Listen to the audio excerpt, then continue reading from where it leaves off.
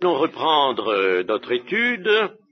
Nous venons ce matin de terminer le chapitre 8 de l'Apocalypse et nous arrivons au chapitre 9. Alors, le chapitre 9, nous allons en lire d'abord les 12 premiers versets, versets 1 à 12. Chapitre 9 de l'Apocalypse. Le cinquième ange sonna de la trompette, et je vis une étoile qui était tombée du ciel sur la terre. La clé du puits de l'abîme lui fut donnée, et elle ouvrit le puits de l'abîme. Et il monta du puits une fumée comme la fumée d'une grande fournaise, et le soleil et l'air furent obscurcis par la fumée du puits. De la fumée sortirent des sauterelles qui se répandirent sur la terre, et il leur fut donné un pouvoir comme le pouvoir qu'ont les scorpions de la terre. Il leur fut dit de ne point faire de mal à l'herbe et à la terre, ni à aucune verdure, ni à aucun arbre, mais seulement aux hommes qui n'avaient pas le sceau de Dieu sur le front. Il leur fut donné non de les tuer, mais de les tourmenter pendant 5 mois. Et le tourment qu'elles causaient était comme le tourment que cause le scorpion quand il pique un homme. En ces jours-là, les hommes chercheront la mort, et ils ne la trouveront pas. Ils désireront de mourir, et la mort fuira loin d'eux. Ces sauterelles ressemblaient à des chevaux préparés pour le combat. Il y avait sur leur tête comme des couronnes semblables à de l'or, et leurs visages étaient comme des visages d'hommes. Elles avaient des cheveux comme des cheveux de femmes, et leurs dents étaient comme des dents de lion. Elles avaient des cuirasses comme des cuirasses de fer, et le bruit de leurs ailes était comme un bruit de chars à plusieurs chevaux qui courent au combat. Elles avaient des queues semblables à des scorpions et des aiguillons, et c'est dans leur queue qu'était le pouvoir de faire du mal aux hommes pendant 5 mois. Elles avaient sur elles, comme roi, l'ange de l'abîme, nommé en hébreu Abaddon et en grec Apollyon. Le premier malheur est passé, voici, il vient encore 2 malheurs après cela. Voilà un passage qui est assez ardu. Il est évident que nous sommes là devant une description dont il est bien difficile de découvrir la clé absolument certaine.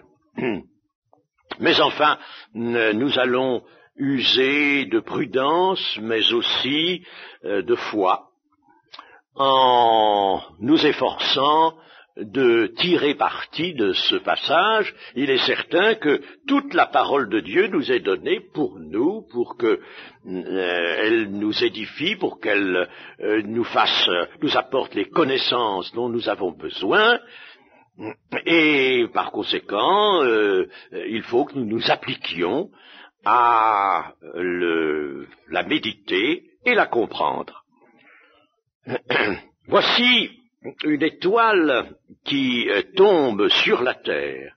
Le cinquième ange sonna de la trompette, et je vis une étoile qui était tombée du ciel sur la terre. Or, il se trouve que cette étoile est tout simplement un ange. Un ange. Voyez, c'est un ange. Nous voyons, le contexte nous guide vers cette interprétation, car dans l'Écriture, il arrive que les anges soient désignés par le terme étoile. étoile et ange sont quelquefois synonymes, pour des raisons qui peuvent être en partie élucidées, mais enfin, tel n'est pas notre besoin actuellement. Disons que là, il s'agit d'un ange. Donc, une étoile qui était tombée du ciel sur la terre. La clé du puits de l'abîme lui fut donnée. Voyez-vous, c'est donc quelqu'un. C'est donc quelqu'un. La clé du puits de l'abîme lui fut donnée. C'est-à-dire que cet ange a le pouvoir d'ouvrir le puits de l'abîme. Puits de l'abîme qui, d'une manière générale, ne s'ouvre pas. Eh bien, là, il lui est donné de l'ouvrir. Et quel est ce puits de l'abîme? Eh bien, ce puits de l'abîme est tout simplement le séjour des morts et des esprits mauvais. Lisons au chapitre 11, le verset 7. « Quand ils auront achevé leur témoignage, la bête qui monte de l'abîme leur fera la guerre, les vaincra et les tuera. » Vous voyez, la bête qui monte de l'abîme. Et puis, le chapitre 17, le verset 8. Chapitre 17, verset 8. « La bête que tu as vue était, et elle n'est plus, elle doit monter de l'abîme et aller à la perdition. Et les habitants de la terre, ceux dont le nom n'a pas été écrit dès la fondation du monde dans le livre de vie, s'étonneront en voyant la bête parce qu'elle était, qu'elle n'est plus, qu'elle reparaîtra. » Vous voyez, cette bête monte, elle sort de l'abîme. Nous avons donc ici, dans ce symbole, une signification qui désigne le séjour des morts et des esprits mauvais. La fumée du puits. Alors, le puits étant ouvert, voici qu'une fumée monte. Cette fumée rappelle les vapeurs de Sodome et de Gomorrhe dans la Genèse, au chapitre 19 et au verset 28. Chapitre 19, verset 28. Nous avons ceci. Il porta ses regards du côté, il s'agit d'Abraham, il porta ses regards du côté de Sodome et de Gomorrhe et sur tout le territoire de la plaine. Et voici, il vit s'élever de la terre une fumée comme la fumée d'une fournaise. Et remarquez que dans notre chapitre 9 de l'Apocalypse, ce sont les mêmes termes, exactement les mêmes termes, évidemment en grec ici, mais ce sont les mêmes termes que dans le chapitre 19 de la Genèse. Donc, là, en ce qui concerne évidemment Sodome et Gomorrhe, il s'agissait de quelque chose de très matériel, on peut dire, de très associé à tout ce qu'on peut voir sur la terre quand il y a un grand feu. Vous avez peut-être vu sur la côte d'Azur, nos sœurs qui viennent de la côte d'Azur ont vu souvent des fumées épaisses sortir quand il y a des incendies de forêt, n'est-ce pas? C'est très impressionnant. Hein? Eh bien, je suppose que à Sodome et Gomorrhe, c'était quelque chose comme ça. Et ici, dans notre chapitre 9, où nous avons manifestement là un langage par symbole. Ce sont des symboles, n'est-ce pas? Quelle est, comme je le disais ce matin, quelle est la partie absolument réelle qu'il faut découvrir dans ces symboles? C'est là la difficulté, bien sûr, la difficulté de se représenter si l'on peut, ou peut-être pas s'engager trop loin dans cette direction-là, mais essayer tout de même de voir s'il n'y a pas des choses absolument matérielles. Eh bien, conservons les symboles, nous allons le redire encore, n'est-ce pas? Conservons cette révélation par le moyen de symboles. Nous sommes en présence de symboles. Mais Jean, lui, il a vu ça. Il a vu cette fumée c'est lui qui prend ces termes, bien sûr, il est conduit par l'esprit, mais il s'empare des termes qui étaient ceux de ce grand événement de Sodome et Gomorrhe. Il s'empare des mêmes termes et il nous dit, voilà, de l'abîme sort une fumée épaisse. Et puis, alors maintenant les choses deviennent véritablement complexes, c'est que cette fournaise, cette fumée du moins, est tellement épaisse que le soleil et l'air furent obscurcis, ce qui correspond très bien à ce qu'on voit, n'est-ce pas, dans les grands incendies de forêt, surtout sur la côte d'Azur. De la fumée sortir des sauterelles. Des sauterelles. Alors, il faut penser que Jean voit véritablement des sauterelles, mais ces sauterelles, elles sont géantes. Il y a une des 10 plaies d'Égypte qui précisément consiste en cela aussi, une invasion, mais alors là c'est une invasion de sauterelles.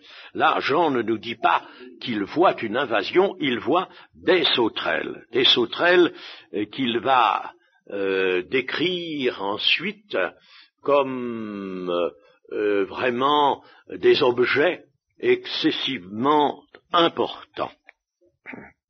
Alors,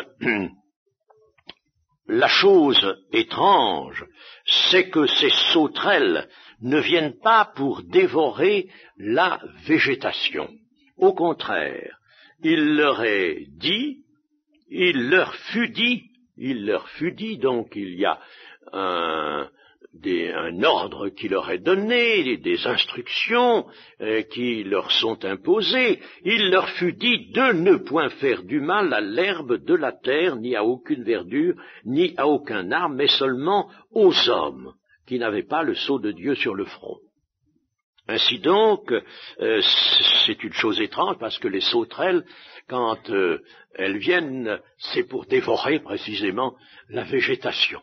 J'ai eu l'occasion, moi, de voir des vols impressionnants de sauterelles. Eh bien, je vous assure qu'après leur passage, tout est véritablement liquidé. Les arbres sont comme morts. Les arbres, les arbustes, tout est absolument comme mort. Elles ont tout mangé, absolument tout, jusqu'au pédoncule même des feuilles. Et là, non, ce n'est pas pour la végétation, mais c'est pour tourmenter les hommes qui n'ont pas le sceau de Dieu, et cela pendant un temps défini, pendant 5 mois. Et l'apôtre Jean nous donne la description de ces sauterelles, auxquelles il reconnaît 5 caractères. Elles ont d'abord des visages d'hommes. Des visages d'hommes. Ce que nous pouvons penser tout d'abord, c'est que ces visages d'hommes sont également indicatifs de quelque chose, par exemple, du fait que ces sauterelles jouissent de pensée et, mettons, d'intelligence comme un homme, pensée et intelligence, il leur est parlé, des instructions leur sont données. Alors nous pouvons déjà retenir ça, visage d'homme, donc elles sont susceptibles d'être instruites, dirigées, commandées, comme on peut le faire avec des hommes. Elles ont des cheveux comme des cheveux de femmes. Alors là, peut-être nous représentons-nous ces fameuses sauterelles animées d'un mouvement très rapide, d'un vol extrêmement rapide, et puis alors il y a peut-être comme une traînée qui se fait. Moi, ça évoque quelque chose pour moi. Je me suis un jour trouvé dans un avion, c'était un DC-4. Heureusement maintenant vous ne montez plus dans ces boîtes-là, mais moi j'y étais ce jour-là, un DC-4. et j'étais sur la France à 10 heures du soir, quand un des moteurs, c'est un appareil, il y a 4 moteurs, des moteurs à hélice, et il y a un des moteurs, le plus proche de la cellule, se met à flamber. Il prend feu. Ah, vous savez, c'était un beau feu d'artifice. Voilà, nous avions là, à droite, moi j'étais juste à cette hauteur-là, à la hauteur de l'aile, et puis je vois ce feu, au début je me demandais ce que c'était que ce feu-là, et c'était le moteur qui flambait. Bon, alors le pilote est sorti de sa cabine, il est venu, on a allumé des phares d'aile, et puis on a fait agir des extincteurs. Il y a des extincteurs qui sont disposés, qui étaient disposés pour cela. Et les extincteurs sont arrivés à maîtriser cet incendie. Alors les flammes se sont arrêtées. Mais pendant assez longtemps, des étincelles, des étincelles extrêmement brillantes et en quantité invraisemblable sont parties naturellement. L'avion continuait sa marche, n'est-ce pas? Et ça représente tout de même une certaine vitesse, hein? Et alors, on voyait là une chevelure. Moi, je regardais par le hublot, je regardais cela, et je voyais alors... nous étions comme une comète, absolument, avec une grande traînée d'étincelles qui allait très loin. C'était pas plus rassurant que ça. Vous savez, je suis content que ce soit fini, dans le fond. J'aime mieux être ici avec vous que dans ce moment. Mais enfin, il y a des moments durs dans la vie, n'est-ce pas? Il faut bien les supporter. Et alors là, je pense à cette chevelure particulière. Est-ce qu'il ne s'agirait pas, dans la vision de Jean, de quelque chose comme ça? Ils ont des cheveux comme des femmes. Là, on aurait dit vraiment une chevelure, hein, une chevelure ardente. Enfin, bref, nous ne pouvons pas en dire plus. Des cheveux comme des cheveux de femme, c'est-à-dire des cheveux longs, vraiment longs. Et puis des dents de lion. Les dents de lion peuvent nous faire penser à la férocité du lion, le lion qui cherche à dévorer, enfin il est l'animal qu'en général on invoque quand il s'agit de dévorer, n'est-ce pas? Il a des dents qui sont puissantes, dents de lion, et puis des cuirasses, elles ont des cuirasses et un bruit très impressionnant puisque le bruit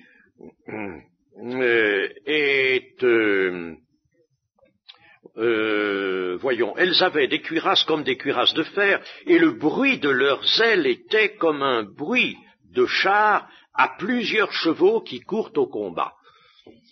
Représentez-vous, au moment de Jean, évidemment, ça existait, ces chars romains, n'est-ce pas, attelés de plusieurs chevaux, et c'était des chars en fer, métalliques, ça faisait du bruit, ça devait faire du bruit. Hein. Aujourd'hui, on prendrait une autre comparaison, on pourrait dire, par exemple, le bruit d'un char de guerre, hein, un char de guerre, ou de plusieurs chars de guerre. Enfin, la comparaison de Jean est celle-là, n'est-ce pas? C'est un bruit quand même important, vous voyez, un bruit en somme d'instruments humains, provoqué qui ressemble au bruit provoqué par des instruments humains. Et puis alors, ces fameuses queues, des queues par lesquelles elles tourmentent les hommes, et ce sont des queues, par conséquent, si on veut, de scorpions, puisqu'elles causent un mal qui ressemble à celui qu'occasionne la piqûre des scorpions. Vous savez que la piqûre des scorpions est extrêmement douloureuse. Ça n'est pas mortel, enfin, ça n'est pas toujours mortel, hein. pas toujours mortel, mais c'est excessivement douloureux. Quand en Afrique, par exemple, un jeune Africain vient d'être piqué par un scorpion, il pousse des cris, hein, et il souffre, la souffrance est très vive, très vive. Et c'est ce genre de souffrance, donc, qu'occasionneraient les dites sauterelles pendant 5 mois.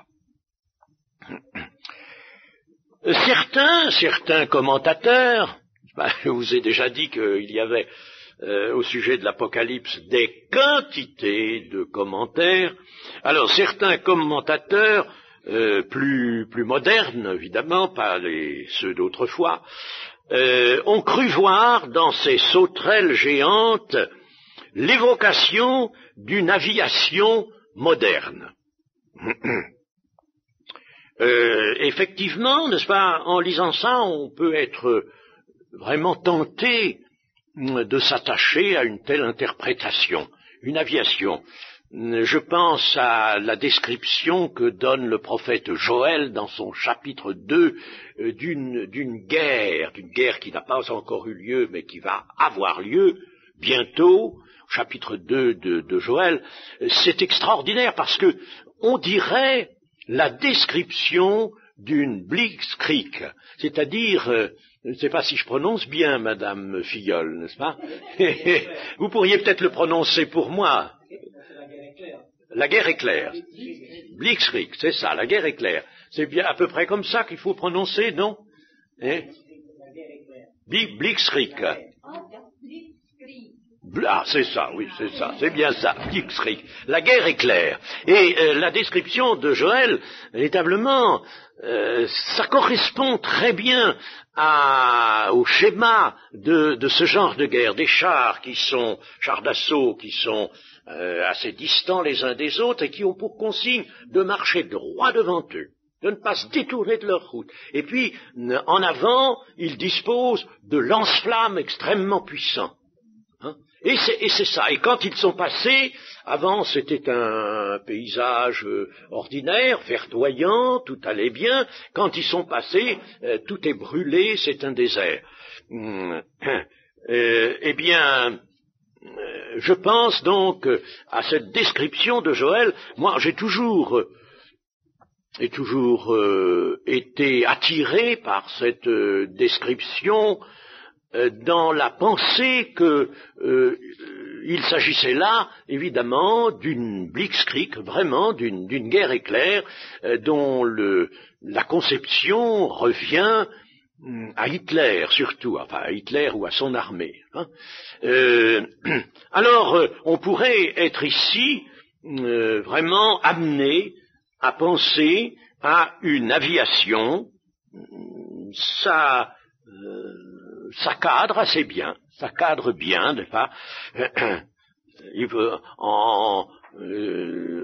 en réalisant, n'est-ce pas, qu'il s'agit d'un observateur qui est l'apôtre Jean, et comme nous l'avons déjà dit, nous l'avons remarqué, qu'il est bien, il a été ravi en esprit, il est vraiment là guidé par l'esprit, éclairé par l'esprit, mais l'esprit lui laisse ses moyens d'observation humains pour que lui nous traduise ce qu'il a vu dans un langage humain.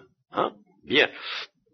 Alors, il faut penser que Jean, qui doit traduire cela dans un langage humain avec les choses, par conséquent, qui sont à sa connaissance, qu'il connaît sur la terre, ne pouvait, il n'a jamais vu évidemment d'aviation, hein, et il ne pouvait que s'emparer de comparaisons puisées dans les moyens du moment, et effectivement, elles sont bien choisies. Hein, les chars, un char romain attelé de 6 chevaux, par exemple, n'est-ce pas, le bruit que ça fait, oui, c'est bien ça quand, n'est-ce pas, ce pouvoir qui est dans les queues fait du mal. Nous savons que dans l'aviation, cette aviation de guerre, les mitrailleuses, par exemple, sont essentiellement placées dans la queue de l'appareil. Alors, ça c'est très bien. Mais nous entrons dans une interprétation qui vient d'un raisonnement, d'une assimilation que nous faisons avec notre propre esprit d'homme. Et ça, c'est pas trop notre foi qui intervient, c'est notre raison d'homme qui fait cette assimilation dans une certaine logique, avec une certaine logique. C'est très bien. Mais nous sortons du domaine surnaturel. Et je pense qu'il est préférable, dans une pure discipline de foi, de rester avec Jean dans le domaine surnaturel. Nous sommes devant quelque chose de surnaturel. Le puits de l'abîme, ça, c'est pas un terrain d'aviation, hein. Le puits de l'abîme, c'est vraiment ce séjour des morts et des démons, des esprits méchants. Nous pouvons dire qu'il s'agit d'un fléau. Il s'agit d'un fléau dépassant la compréhension et la mesure humaine. Ça, c'est manifeste. Nous sommes au-delà de toute mesure humaine. Ou alors, si, comme je le disais à l'instant, nous voulons vraiment essayer d'expliquer humainement, alors nous sommes obligés de faire une assimilation avec les engins de la guerre moderne. C'est quelque chose donc qui dépasse la mesure humaine, c'est un événement qui n'a jamais été vu. Et nous pouvons dire ceci, les puissances de l'abîme se trouvaient enfermées dans l'abîme, parce qu'elles existent, il existe ce Sheol, ce Hadès, séjour des morts, il existe, il sera à la fin jeté, lui aussi, dans les temps de feu. Mais pour l'instant, il existe encore. Et il renferme des puissances. Les puissances des ténèbres ont en somme leur quartier général là, dans cet abîme. Et les puissances de l'abîme ne sont contenues. Dieu les contient. N'oublions pas que l'Esprit de Dieu est à l'œuvre sur la terre et que, par conséquent, il contient ces puissances de l'abîme, ces puissances des ténèbres. À telle enseigne que nous avons vu au début de notre chapitre qu'il faut qu'un ange particulier vienne, qu'il dispose d'un pouvoir, d'une clé pour ouvrir le puits de l'abîme, mais ce puits de l'abîme était tenu vraiment fermé. Dieu ne voulait pas que les puissances de l'abîme puissent exercer leur maléfice sur la terre tant que la patience de Dieu pouvait se prolonger. Mais là, nous sommes à un moment où la patience de Dieu ne se prolonge plus. Nous avons vu que l'encensoir d'or dans lequel il y a le feu de l'autel est jeté sur la terre et que la colère de Dieu s'y manifeste. Alors les puissances de la Bible qui étaient contenues jusque-là ont maintenant la liberté de sortir. Cette épaisse fumée, n'est-ce pas, manifeste vraiment la sortie des puissances des ténèbres. Elles sortent, elles ont la liberté de déployer leur terrifiante adversité. Il s'agit d'une adversité qui vise l'homme, vous voyez, ne fait pas de mal à l'herbe, aux arbres, rien à la végétation. C'est pas contre la végétation, c'est contre les hommes. Par conséquent, ce sont des puissances que Dieu peut libérer, mais libérer dans certaines conditions. Les hommes sur la terre ont abandonné Dieu et le temps de la patience est passé. Alors Dieu va leur faire goûter l'assaut inhumain des puissances démoniaques. Les hommes ne veulent croire à rien, ni à Dieu, ni au diable. Eh bien, alors là, Dieu va leur faire goûter ce que sont les puissances démoniaques. En somme, ici, ce puits de l'abîme qui s'ouvre, cette fumée qui en sort, ces sauterelles curieuses, énormes, bizarres, qui font du mal aux hommes seulement, eh bien, nous pouvons dire que, et qui tourmentent les hommes pendant 5 mois, nous pouvons dire que c'est l'enfer. C'est l'enfer qui sort de son lieu et qui agit sur la terre. Il arrive un moment où non seulement Dieu ne peut plus maintenir sa puissance, mais où aussi il va manifester des puissances auxquelles l'homme ne voulait pas croire. Des puissances vont se manifester avant que la puissance de Dieu elle-même se manifeste pour établir le règne de paix et de justice universelle. Il faut que les puissances adverses, les puissances démoniaques se manifestent. C'est l'enfer qui sort de son lieu et les hommes vont y goûter. Voilà la seule véritable interprétation que je vous propose. Le monde sans Dieu est un monde de terreur. L'orgueil humain a fait naufrage, et manifeste. Il le fait maintenant de plus en plus manifestement. Nous avons par exemple dans la société humaine d'aujourd'hui, nous avons cet humanisme anti-Dieu. On ne le connaît pas suffisamment, cet humanisme-là. L'humanisme anti-Dieu, et qui pénètre tout. Il pénètre la politique, il pénètre même les milieux religieux. Il va partout.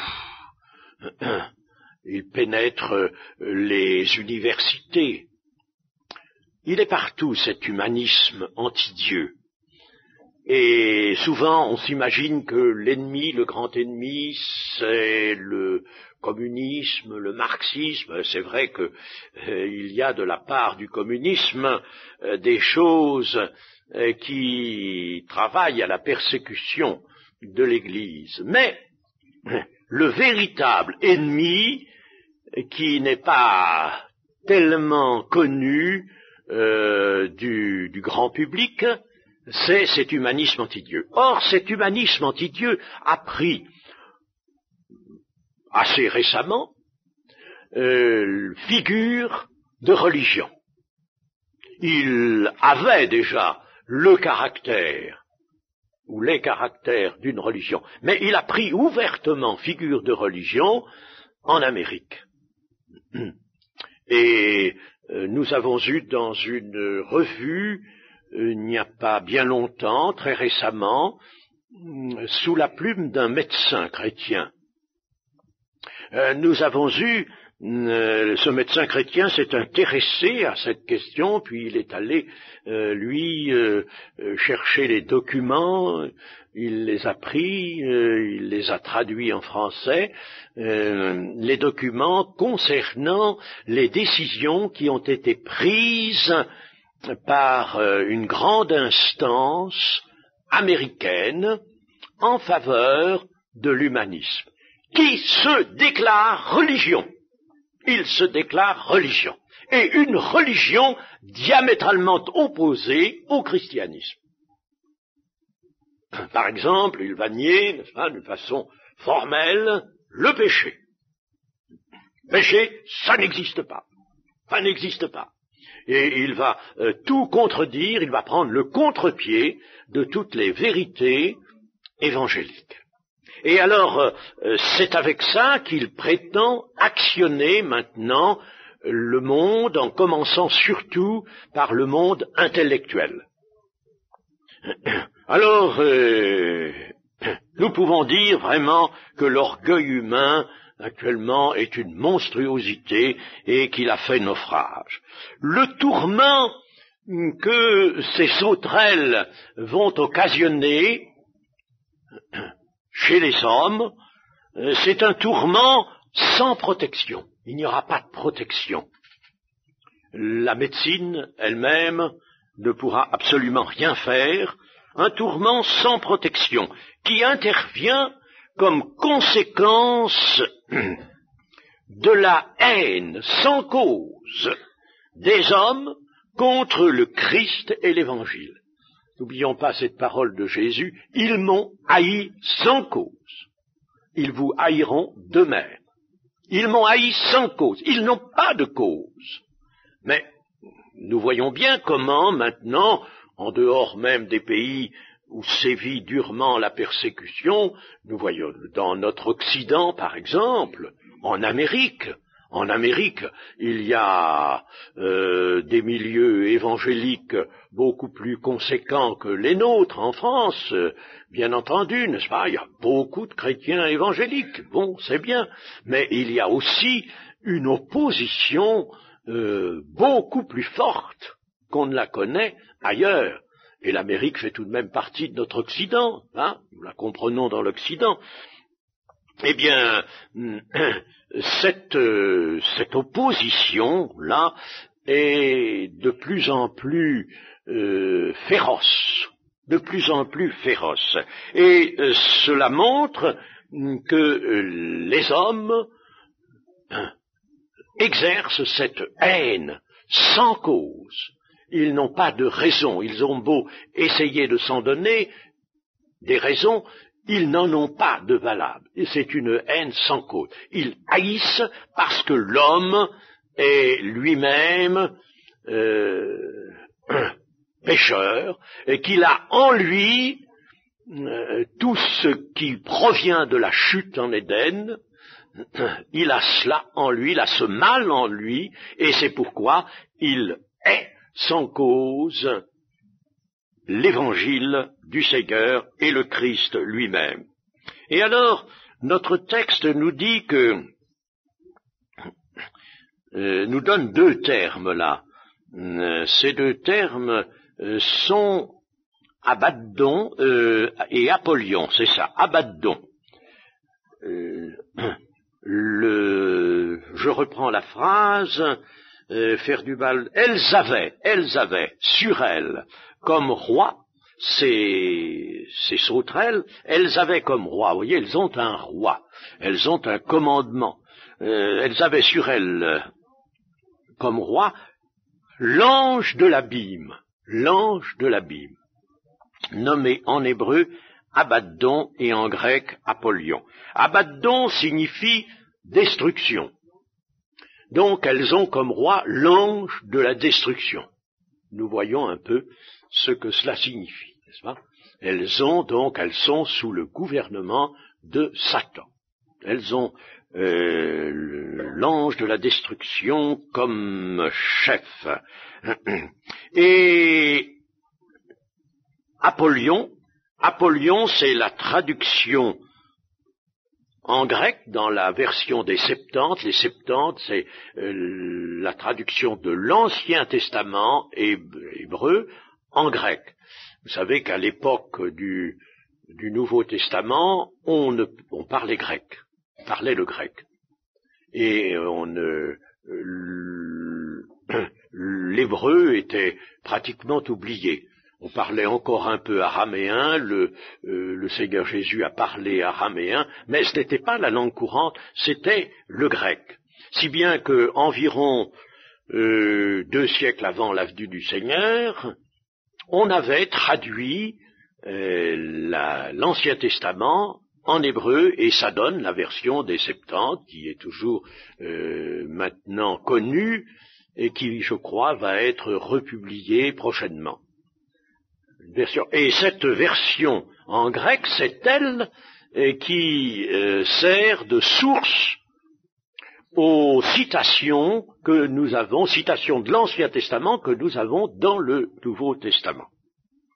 Apollyon veut dire donc séjour des morts. Apollyon, c'est la traduction en grec du nom hébreu du séjour des morts. Donc, le roi de ces sauterelles, c'est le roi de la destruction et du séjour des morts. Nous allons maintenant passer au verset 13 et lire du verset 13 à la fin du chapitre, c'est-à-dire au verset 21. Le 6e ange sonna de la trompette, et j'entendis une voix venant des 4 cornes de l'autel d'or qui est devant Dieu, et disant au 6e ange qui avait la trompette, délie les 4 anges qui sont liés sur le fleuve, le grand fleuve d'Euphrate. Et les 4 anges qui étaient prêts pour l'heure, le jour, le mois et l'année, furent déliés afin qu'ils tuassent le tiers des hommes. Le nombre des cavaliers de l'armée était de 2 myriades, et j'en entendis le nombre. Et ainsi je vis les chevaux dans la vision, et ceux qui les montaient, ayant des cuirasses couleur de feu, d'hyacinthe et de soufre. Les têtes des chevaux étaient comme des têtes de lions, et de leur bouche il sortait du feu, de la fumée et du soufre. Le tiers des hommes fut tué par ces 3 fléaux, par le feu, par la fumée, par le soufre, qui sortaient de leur bouche, car le pouvoir des chevaux était dans leur bouche et dans leur queue. Leur queue était semblable à des serpents, ayant des têtes, et c'est avec elles qu'ils faisaient du mal. Les autres hommes, qui ne furent pas tués par ces fléaux, ne se repentirent pas des œuvres de leurs mains, de manière à ne point adorer les démons, et les idoles d'or, d'argent, d'airain, de pierre et de bois, qui ne peuvent ni voir, ni entendre, ni marcher. Et ils ne se repentirent pas de leurs meurtres, ni de leurs enchantements, ni de leur impudicité, ni de leur vol.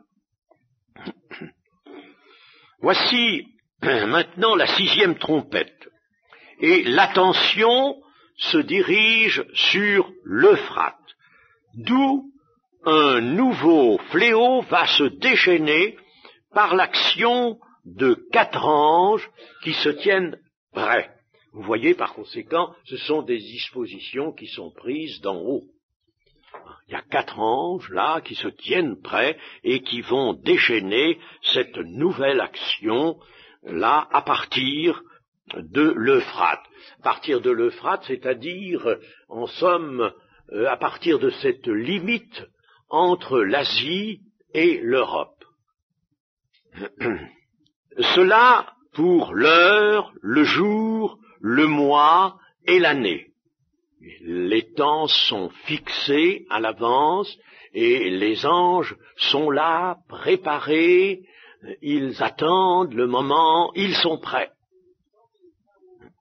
Dans le chaos apparent des événements destructeurs, je dis le chaos apparent, parce que vous voyez que tout est ordonné, rien ne se fait que selon un plan méthodique établi dans un décret de Dieu. Alors là, Jean voit une armée de 200 millions de cavaliers. C'est quelque chose, ça. 200 millions de cavaliers, le chiffre nous est indiqué. Le nombre des cavaliers de l'armée était de 2 myriades. Une myriade, c'est 10 000, multipliez 10 000 par 10 000, n'est-ce pas? Et vous allez trouver, puisqu'il y en a 2, vous allez trouver 200 millions. Et ces cavaliers ont des cuirasses de 3 couleurs. Il y a du rouge, il y a 3 couleurs qui vont exactement du rouge au jaune. Et on pourrait dire, tiens, mais ces cuirasses, elles sont camouflées. C'est vrai que ces trois couleurs, n'est-ce pas, nous font penser au camouflage par exemple des tenues des soldats, ou bien de certains engins, n'est-ce pas. Les chars, par exemple, sont camouflés par le moyen de trois couleurs. Il y a, je ne sais pas, au vu du brun, du jaune. Et là, ici, ça pourrait nous faire penser à ça. Enfin, les cuirasses sont de trois couleurs. On pourrait voir donc avec cette armée de 200 millions de cavaliers la description imagée d'une multitude de chars d'assaut. Et alors, dans ce cas, ces cavaliers font du mal par leur bouche et par leur queue aussi, par leur bouche et par leur queue. Ce qui, dans la simulation à laquelle nous pensons, est assez normal. Les queues destructrices seraient donc les longs canons que portent les chars.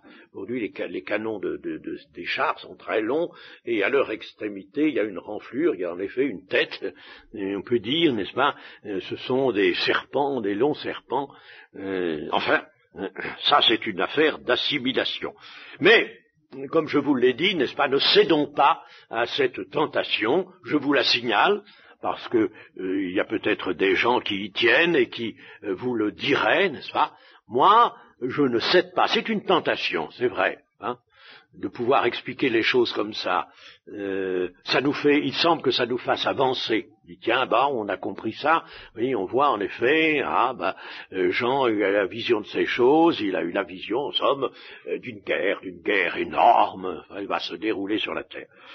Mais il faut rester dans le domaine du surnaturel, où les puissances infernales se déchaînent et provoquent ici non plus des tourments, mais la mort d'un tiers des hommes, ce qui ferait actuellement plus d'1,5 milliard de morts. Vous vous rendez compte? Un tiers. Ça ferait plus d'1,5 milliard. Alors, on se dit, s'il y a 1,5 milliard d'hommes qui sont frappés et qui meurent, alors les 2 tiers restants, des hommes restants, vont comprendre le sens et l'origine de ces fléaux. Ils vont s'humilier, ils vont avouer qu'ils ont fait fausse route, ils vont se sentir responsables, ils vont admettre la colère de Dieu. La colère de Dieu est manifeste, ils vont l'admettre, cette colère de Dieu. Et alors, ils vont se repentir. Avec tout ça, ils vont se repentir. Ils vont reconnaître que l'humanité tout entière s'est engagée dans un comportement basé sur 4 grandes erreurs, des erreurs néfastes, les 4 grandes erreurs de notre humanité. Quelles sont-elles? 4 grandes, terribles erreurs.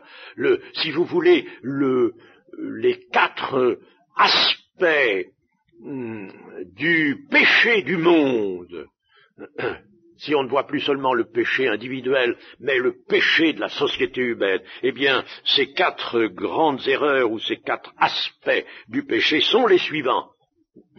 D'abord, le meurtre. On solutionne sur la terre beaucoup de choses de cette manière. Le meurtre. Ensuite, l'idolâtrie des technologies. Ça, nous sommes dans un temps, n'est-ce pas, de pleine idolâtrie. L'idolâtrie d'autrefois, je l'ai souvent pensé, c'est de la petite bière, à côté de l'idolâtrie moderne. L'idolâtrie. Il faut avoir certains contacts avec ces milieux qui manipulent les techniques actuelles, n'est-ce pas, pour voir comment ces gens sont fiers, sont heureux, satisfaits, se vouent même, ils se dévouent à leur leur charge, leur mission de maniement de ces technologies.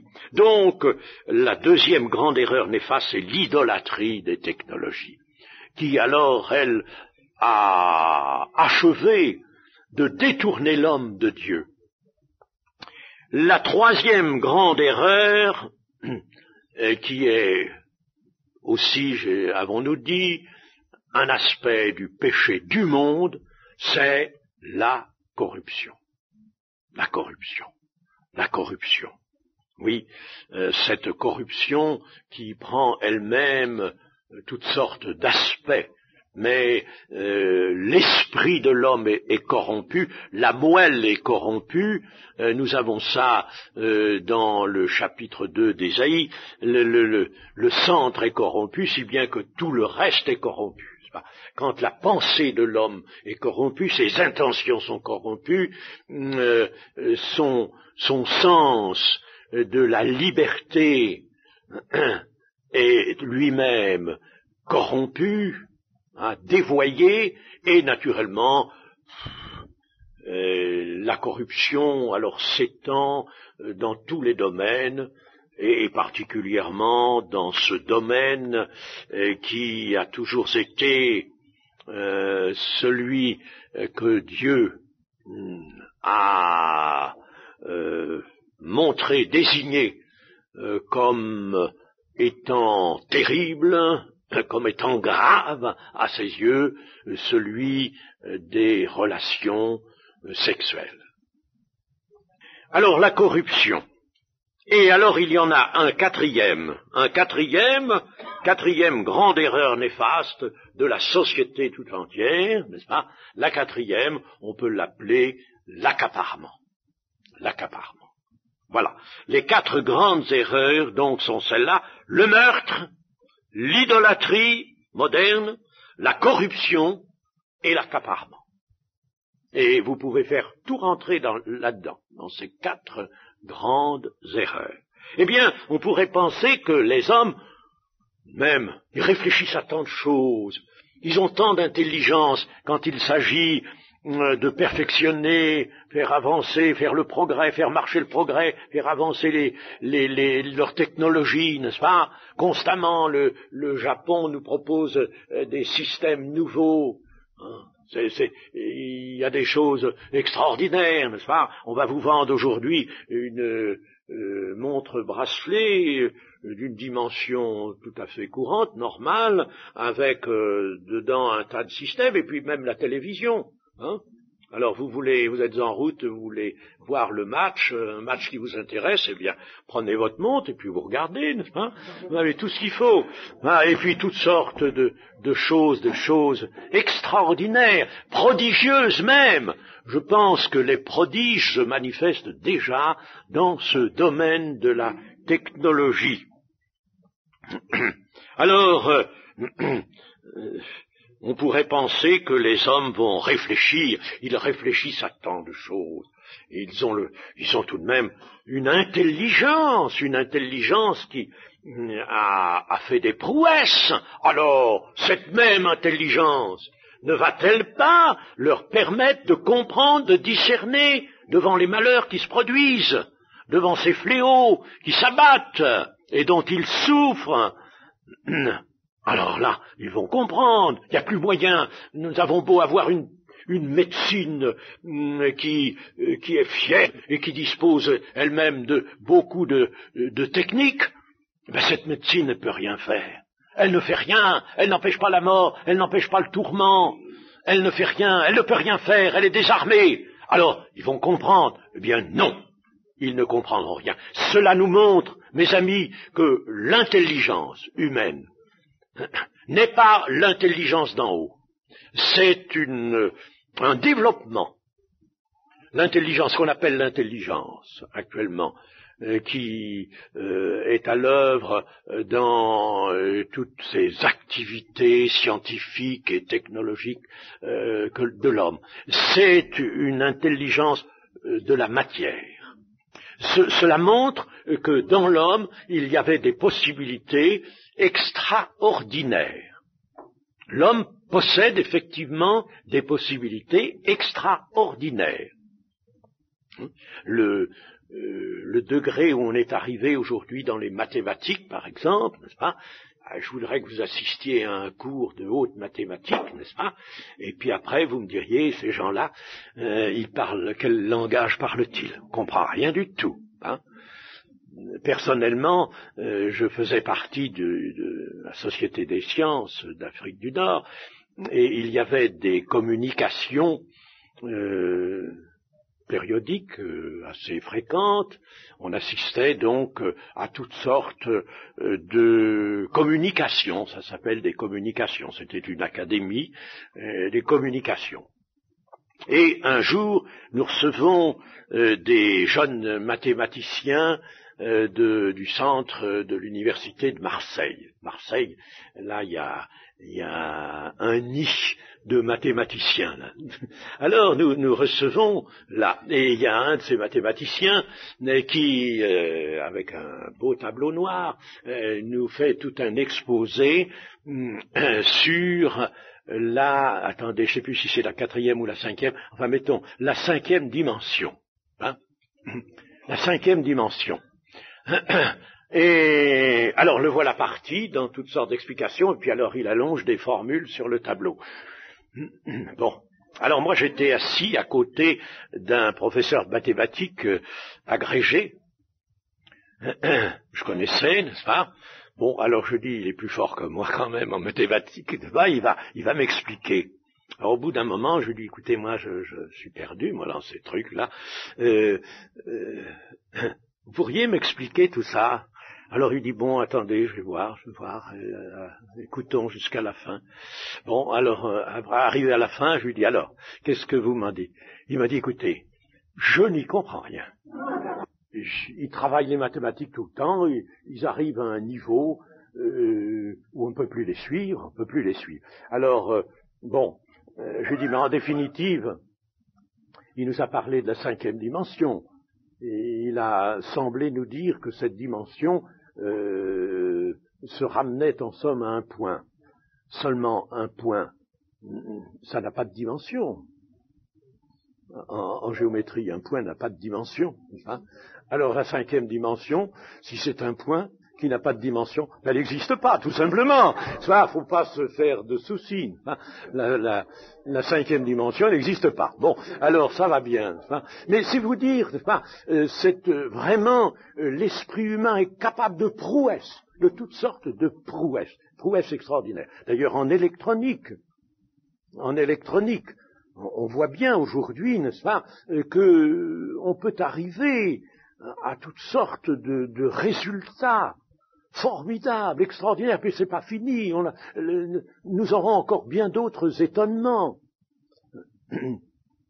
Alors, il y a actuellement au Japon, d'ailleurs, une petite ville, enfin petite, je ne sais pas comment, si elle est grande ou petite, enfin une ville qui est faite surtout de villas où séjournent les grands cerveaux, les grosses têtes, comme on dit, n'est-ce pas? Au Japon, ils sont en train là de travailler, ils cherchent toujours pour aller plus loin dans les possibilités qu'offre l'électronique. Alors donc, les hommes disposent de cette intelligence. Et souvent, ce qu'on ne comprend pas, on dit, mais enfin tout de même, les hommes sont intelligents, ils le prouvent bien, ils sont intelligents. Non, ils n'ont pas cette intelligence et cette sagesse que l'Écriture appelle spirituelle. Hein? Dans le livre de Job, il y a quelque chose qui est tout à fait instructif à ce sujet, et c'est ceci. La question est posée, dis donc toi, as-tu vu l'intelligence et la sagesse? Les as-tu trouvées? Non, pas du tout, non, je ne les ai pas trouvées. Les as-tu trouvées sur la terre? Ah non, pas du tout, absolument pas. Non. Les as-tu trouvées ailleurs? Non, pas du tout, non. La sagesse et l'intelligence, ça vient d'en haut. Ça vient d'en haut. Vous ne pouvez pas les découvrir comme ça vient d'en haut. Et pour les recevoir, mes amis, il faut évidemment être ouvert, tout simplement, avoir l'esprit ouvert, parce que c'est une intelligence, une sagesse qui viennent dans l'esprit de l'homme. Et il faut que d'abord, celui qui est l'auteur de toute chose soit présent. Et quand il est dans notre cœur, dans notre esprit, cœur souvent a le sens d'esprit, alors là, lui, il apporte cette intelligence et cette sagesse. Chers amis, c'est de ce côté-là qu'il faut que nous, chrétiens, nous progressions. C'est de ce côté-là qu'est vraiment pour nous la direction, l'élévation, elle est là. Nos églises aujourd'hui ne savent pas suffisamment, quelquefois même pas du tout, qu'il importe que les chrétiens soient pourvus de cette sagesse et de cette intelligence spirituelle dont parle Paul dans 1 Colossiens chapitre 1. Il nous faut cela. Ce n'est pas que lors d'une rencontre, même comme celle-ci ou d'autres rencontres, avec un revivaliste, un prédicateur en renom, avec, si vous voulez, un grand déploiement comme quelquefois dans les rencontres des gitans, n'est-ce pas, une grande exaltation, que à ce moment-là, on va trouver d'un seul coup la solution de son problème de vie chrétienne, n'est-ce pas, souvent les chrétiens pensent. Mais pas du tout. Tu trouveras la solution de tes problèmes dans une persévérance. Il faut que tu persévères dans la vie de foi, dans l'humilité, dans l'amour, que chaque jour tu t'approches de ton Seigneur, que tu mettes en pratique sa parole chaque jour. Et alors là, le Seigneur résoudra tous tes problèmes. Mais ne compte pas qu'il va le faire miraculeusement, de façon prodigieuse, dans une seule rencontre, et puis alors après, toi, te laisser reprendre le fil de ta vie, de te laisser reprendre ta manière de vie qui n'est pas sainte, qui n'honore pas le Seigneur. Non, pas du tout. Mes amis, nous avons beau être dans un mouvement qui croit au miracle, mais rappelons-nous que le Seigneur n'a pas usé n'importe comment du miracle, et que à ceux qui cherchaient le miracle, il leur a dit, vous n'aurez pas d'autre miracle que celui de Jonas, c'est-à-dire du Fils de l'homme crucifié. Venez là, à la croix, c'est là que vous avez la solution de toute chose. Alors on pourrait penser que les hommes vont voir clair. Sur les causes des malheurs qui s'abattent sur la terre, ils vont se les attribuer. Ils vont par conséquent faire amende honorable. Si vraiment il y avait intelligence, n'est-ce pas, c'est ce qu'ils feraient. On va penser qu'ils vont décider de changer de vie. Vraiment, là, nous sommes allés vers la catastrophe, il est temps de se reprendre, nous allons changer de vie. Qu'ils vont par conséquent se repentir comme Dieu le leur demande. Eh bien, là, notre livre nous dit non. Ils ne se repentirent pas de leur meurtre, ni de leurs enchantements, ni de leur impudicité, ni de leur vol. Vous voyez, ces quatre choses, je les traduis par d'autres termes. Hein. Ils ne se repentirent pas de leurs enchantements. Et nous allons voir la chose se confirmer encore par la suite. L'endurcissement des cœurs de l'homme est profond, est terrible. Il faut bien que nous sachions cela. Le plan de Dieu, lui seul, vrai et sûr, propose la foi.